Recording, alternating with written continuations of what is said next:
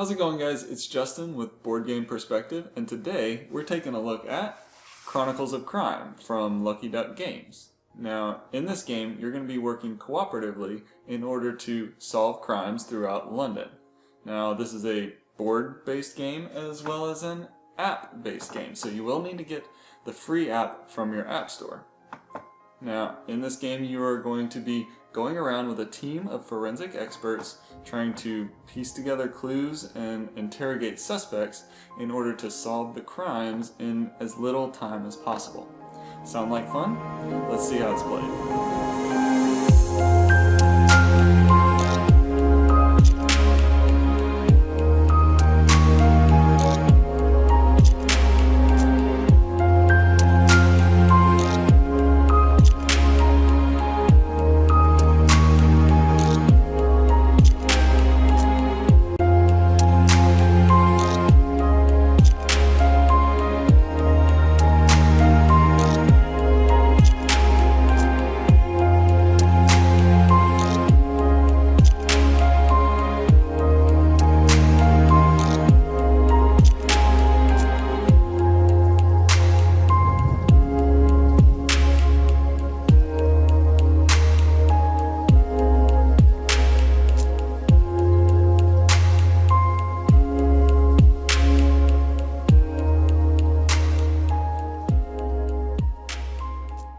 Alright, let's go over the setup.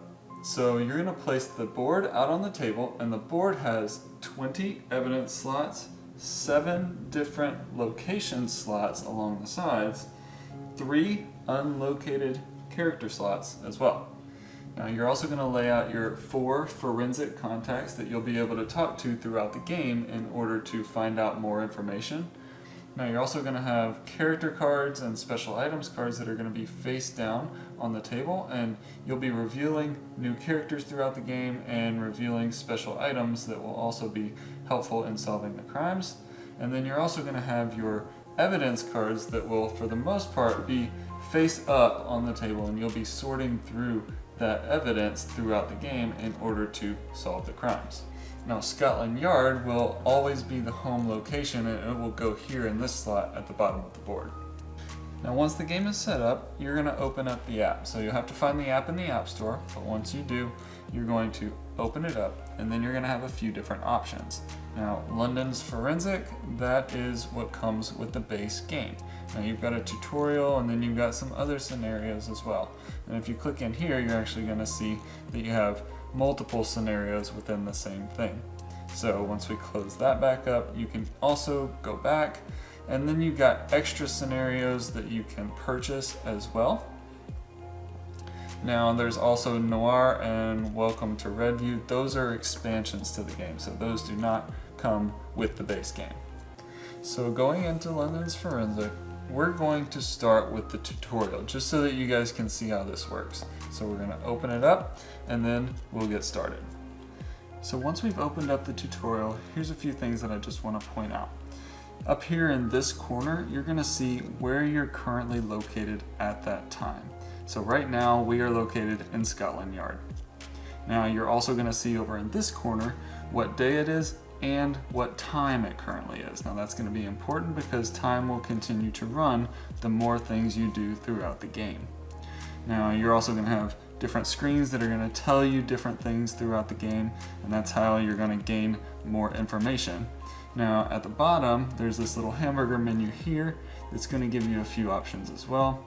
You've got the potential to do auto scanning, or just use your thumb to press down on the button as you are scanning QR codes, since this game is driven by scanning QR codes throughout the game. Now you can also play music in the background. I've found that that can be a little bit distracting, but if you like the background music, you can use that. And then also you have the history of the different screens that you've already seen throughout the game, so you can start clicking back through those if you forget something that you want to recall later. So as you start opening up the screens and reading the instructions, we're going to start moving our way through these different screens. Now I'm going to click next here, and we'll continue to read through until we reach a point where it asks us to do something. Now here it tells us that the chief officer is the character number 33. So we know that we need to go and find his character card and place it in Scotland Yard. So what I'm going to do is I'm going to take the character cards and I'm going to find the character with the number 33. That's this one right here. And I'm going to take this card and I'm going to put it into Scotland Yard. So we've done that. Now let's move on to the next screen. So we'll hit next again. So now on this screen it says, you should now go and talk to him. To do this, you just have to scan the code on the character's card. So we'll just click next here. And now it brings us to the scanner screen. Now what we'll do is we'll try and line up the scanner so that it's right over the QR code. Now if you have it set to automatically scan, it'll do it right away. But if you don't, then you'll just touch and hold and it'll scan and bring up some more information. Now scanning the character cards is going to allow you to actually interrogate each character. Now once you scan them, you can ask them questions about other characters or evidence that you find throughout the game. So I've scanned the police chief and he has something to tell us. At last, you're here. I have a case for you. An old woman, card number 7, has been found dead, and I need you to find out if it was a natural death or a homicide. So now we're gonna just click next. You're currently in interrogation mode. The image and name of the person you're interrogating will appear at the top. And then we'll go ahead and click next again.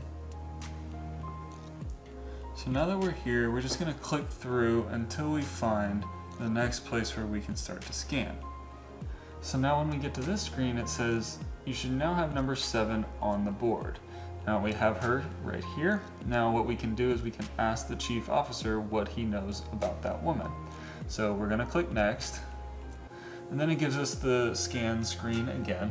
So what we're gonna do is we're gonna take the scanner right over top of the police chief. We're gonna scan right there.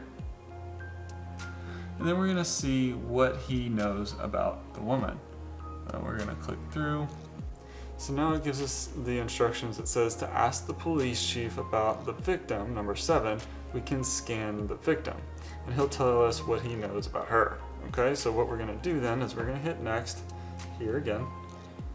And we're gonna take that scanner and we're gonna go put it right over the victim's QR code, hit the scan button, and now it comes back with a little bit more information for us, and it tells us where it is that she's located. So now that we've scanned the victim, the police chief has this to say. This woman's name is Anna Taylor. She's been found dead in her home in the Notting Hill district. Here's the address, maybe you should go and investigate. So her home is in G, so what we're gonna do is we're gonna find the G here, and we're going to place that right here along the side of the board. Now we know that Anna is located in G, so we're gonna place her right here. So now we'll click next. So here on the next screen it says to go ahead and find the G location, which is what we just did. So I'm gonna go ahead and hit next. And we're gonna tap the goodbye button to end the conversation with the police chief and to move to Notting Hill by scanning the location card. So as we click next here, we're gonna say goodbye to the police chief by clicking right here. And then we're gonna move over to Notting Hill, where we are going to scan that location right there. And then we've got some more information that we can look into. So now we're in Notting Hill, inside the victim's apartment, as indicated at the top of the screen. Now we're gonna select actions carefully because time is running out.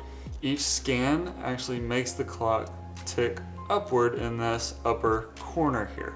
As you can see, we're already at 9:30. So the different things that you're gonna do throughout the game are gonna add different amounts of time. So if you're going to interrogate somebody, every time you ask them something, it's going to add 5 minutes to your time. Every time you investigate a crime scene, it's going to add 5 minutes of your time. And every time you travel from one place to another, it's going to add 20 minutes to your time. Now, let's go ahead and hit the next screen. So as we said before, some locations can be searched. In those situations, a search for clues button appears, indicating there is the possibility to search for clues in virtual reality. The victim's apartment has this button, so let's go ahead and try it. So we're going to hit the next button again. Now we get the scanner, but we also have this button right up here at the top where it says search for clues. So here's what we're going to do. We're going to hit that button. And now we have some options. So we're going to pull this up and it's going to give us the options to do it with the virtual reality glasses. It's going to give us the option without, and then it's going to play on a virtual device. So you can use the virtual reality glasses, which we have, and we'll show you that right now. So now it's asking us how we want to view the screen. We can do it with glasses, without glasses, or played on a different device. Now we have the glasses here, so we do have that option. And you can put those glasses on just like this, and you can view it through these 3D glasses. Now this is an option, you don't have to have the glasses, so I'm going to go ahead and remove them now. So to view, I'm going to go ahead and hit without, and then it gives us a 5-second countdown before we head into the victim's apartment. Now we're looking here, and what we can do is we can start to turn the phone in different directions, just like this, in order to see different areas of the apartment. Now I suggest that you hold it and actually move your body around so that you can look in a full 360 all the way around. Now you have 40 seconds to try and locate different things in the apartment and try and figure out what are important pieces of evidence. So we're going to be looking around here and we can see there's the victim, a little creepy, but that's all right. Now there are also some cats and some cake here on the floor, among a bunch of other clues. Now again, we only have 40 seconds. Now it does give you the option of opening it back up and watching it again. And if you have somebody that you're playing with that also wants to look at it, I think that that's a good thing in order to allow more eyes to see it. But just remember that when you do that, it will add 5 minutes to your time each time that you do look at the apartment.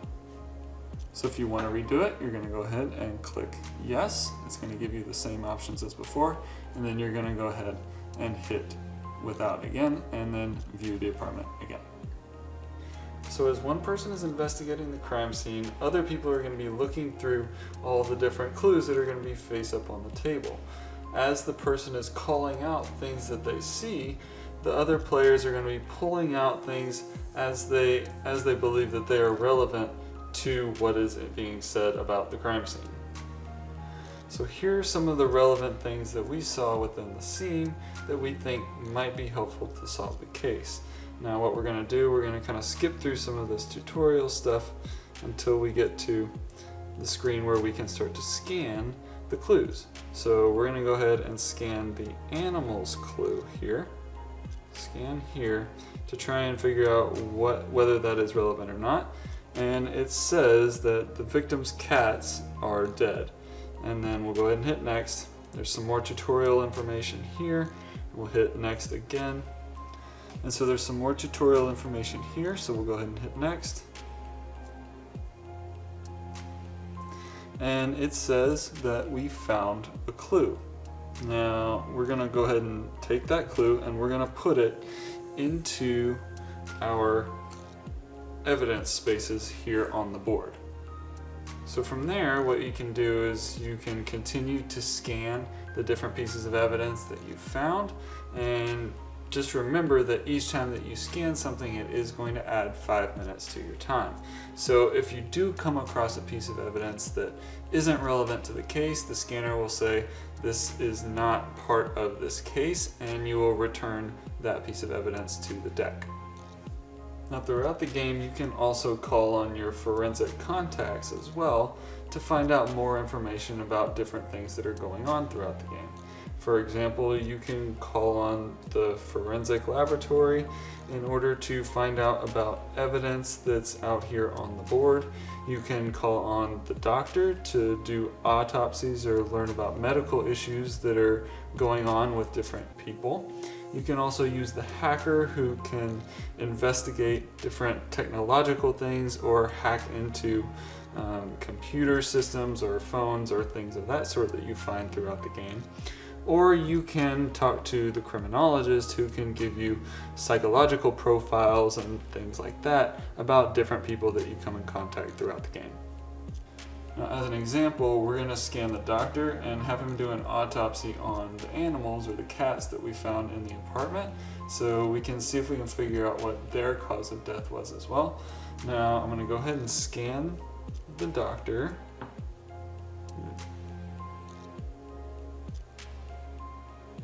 And then from there, I'm going to come over here and scan the animals. And it says that the cats died of digitalis poisoning. And it gives us the star with the number 4. So we're going to find the number 4 card. And we've got this little poison bottle here, and we're going to also place this out here on the evidence board. So now that you know the basic mechanisms of the game, you're going to continue to use those things in order to ask people more questions, to discover more evidence, and find more places and more people along the way. Now, if you discover a person but you don't know where they're located, you're going to put them over here until you figure out where it is that they're located. Then you can put them on their corresponding location cards. Now, as we said before, you're going to be placing these location cards in these different location spots along the side of the board, and then, as we said, you'll be placing those character cards into their locations as you determine where they are located. Now, once you feel like you've gathered enough evidence and questioned enough people that you can solve the case, then what you're going to do is you're going to go back to Scotland Yard. So you're going to come back here, you're going to go ahead and scan that you're back in this location, and it says if you're ready to give your report, press the Solve the Case button. And so we'll go ahead and hit Next, and it gives us the option to solve the case. So what we're going to do, we're going to go ahead and click that. And then it's going to ask you a series of questions. Once you say yes, you are ready to solve the case, it'll start to ask you a bunch of questions that you are then going to answer, and it will give you a score. So we'll go ahead and hit Next, and it's going to start to asking us different questions, such as who killed Anna Taylor. You're going to go through and you're going to scan who you think the answers to the questions are. Now, how accurate you are with these questions is part of your score, as well as how much time it took you to actually solve the case. All of these things are going to play into how well you scored at the end. After checking your score, you may then press the solution button in the app to read the story or play the scenario again. And there it is. That's Chronicles of Crime. So let us know down in the comments below whether you've played this game and if you liked it. Now, if you'd like to support us, go ahead and hit that subscribe button down below. And if you like this game and want to get it, there is a link in the description below. Now, we thank you guys for watching, and we'll see you next time.